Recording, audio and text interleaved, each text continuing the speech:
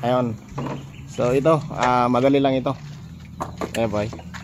Tara boy.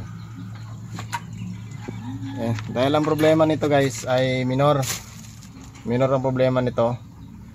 So advice ko sa mga nagkatrabaho, pag nagka-problema kayo sa minor, basta okay lang, clearance na malbula, ang palitan nyo lang ay itong kanyang ECB. So ayan, at nagpalit na kami ng ECB dahil ang problema sir, pag nag-clutch, pag naghinto siya ay namamatay. So ngayon, ang problema din isa nito ay yung dito sa servo niya, yung dito niya adjuster sa hangin nawala.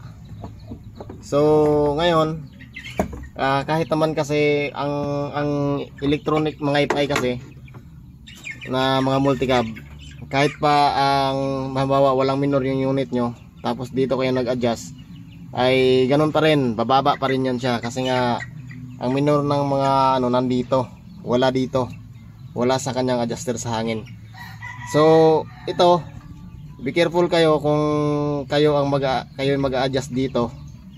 Kung maaari, huwag nyo nang pakialaman nito. Ito lang palitan nyo, cleaningan nyo yung ECB nya, yung idle control air nya, air valve nya.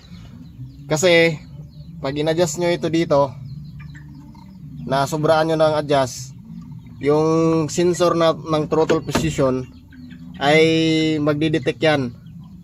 So pag nag-detect yan, yung open ng injector, ang lalaki na yung open ng injector, pero yung minor nyo hihina pa rin kasi nga ang problema nandito sa kanyang ECB.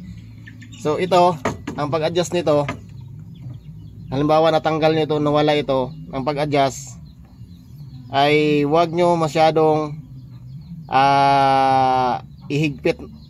Kasi nga ang purpose lang naman niya ay kagaya nito, pag nag-accelerate ka parang sabit siya.